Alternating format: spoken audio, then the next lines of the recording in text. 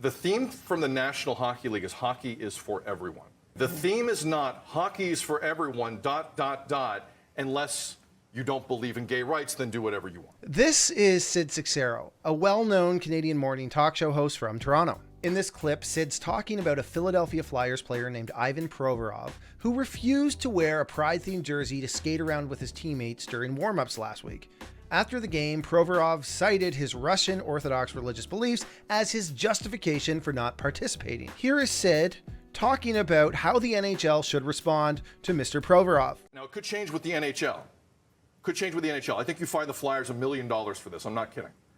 Figure this out and stop offending people on nights where it's not about that. It's supposed to be about inclusivity. The National Hockey League need to attack this and figure this out. Because what I heard last night was offensive. So Sid believes that the NHL should force players to support lifestyles, issues, or themes that the player may actually disagree with, or else face the wrath. He also believes that the NHL should be inclusive of everyone. Okay. So Sid is volunteering for all of us to take that leap and be the thought police. It's funny because if you go on Twitter, TikTok, Instagram, or YouTube, I'm not sure I've ever seen anyone get roasted this bad as Sid has been for his reaction to the Provorov situation. See, this whole issue isn't complicated. The NHL doesn't have to do anything here.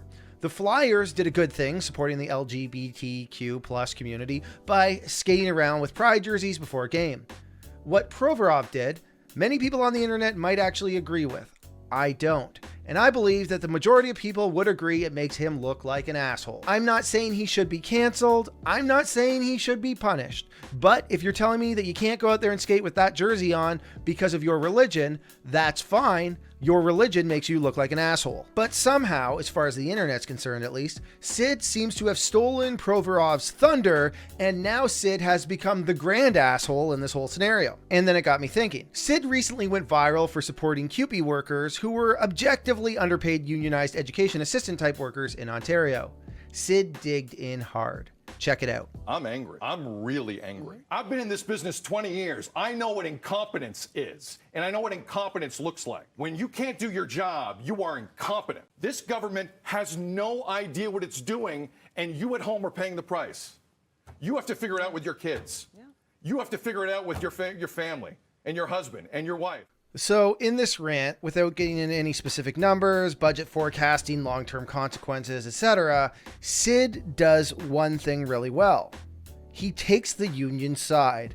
And he doesn't just take it, he digs in with his cleats and drives through the defensive line like Walter Payton going for pay dirt. And from a digital marketing, social media standpoint, it was brilliant. Ontario is a very left-leaning province. And according to Statistics Canada, over 30% of Canadian workers are in union. CUPE has 280,000 members in Ontario alone, with over 700,000 across Canada. Not to mention the 160,000 teachers in unions in the province of Ontario who work directly with these workers and are soon going to be renegotiating their contracts with the same government. Unions tell their membership to toe the line during negotiations. This is war with the other side. Get on social media, share the content that supports our cause, and get loud. Sid discovered that regardless of how sophisticated his argument needed to be, as long as he dug in hard, social media would eat it up. And viral he went, with millions of views on all the different social media platforms. All that engagement from the union and its supporters made the algorithms go nuts. And Sid went from being a well-known Toronto morning personality to a viral sensation across the globe. Just like how education assistants and janitors wanted more money from their strike, which as a capitalist, I say knock yourselves out, guys, Sid wanted to capitalize on his fame and have another hit viral video. A few more of these and Sid could go to Rogers Media and ask for more money with his newfound social media stardom. So Sid took his learned knowledge about digging in and tried to do the same thing, taking the side that feels the most politically correct and impossible to lose. Except this time, it backfired. He's now getting spit roasted by internet trolls harder than a certain cop from Tennessee, who was literally spit roasted.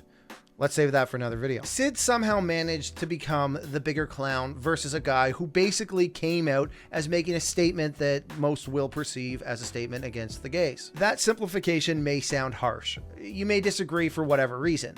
But see, what needed to be explained to Mr. Provorov before his decision to not go out there with that jersey on was the fact that the next time his free agency comes up, teams in places like Toronto, Vancouver, Seattle, New York, Chicago, and the entire state of California will all probably not really want to sign him. For you market guys, that's less pressure on the bid, meaning this decision will likely cost Mr. Provorov more money. Now, perhaps he understood this and still accepted to take the risk. I believe if he thought about it, he would have made the decision based on the religion that all of us ultimately subscribe to at the end of the day.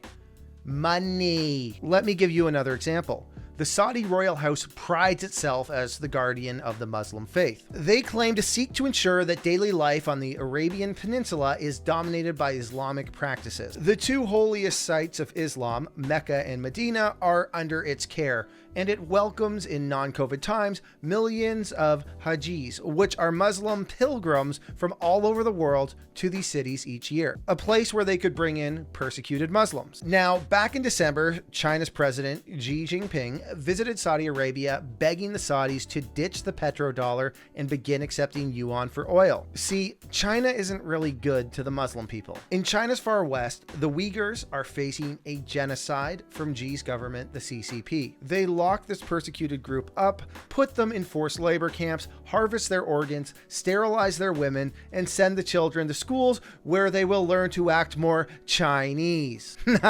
See, for the Saudi crown prince, his religion is money just like everyone else.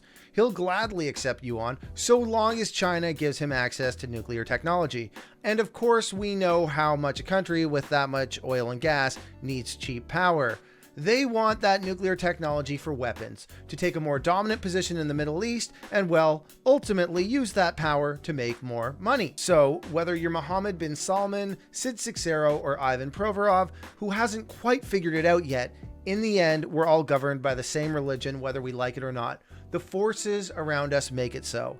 And that religion, my friends, is money. In the end, my man Sid was indirectly shooting for more cheddar, but walked into that mousetrap like a golden retriever who had no business being there in the first place. Which leaves me with this clip of golden retriever Ross Gerber debating the great Jim Chanos on the Tesla long-short debate with the Wall Street Journal last week. See robotics in these factories play a much larger role than in China. Ross, I used to live in Detroit years ago. There's been robots in car factories since the 80s.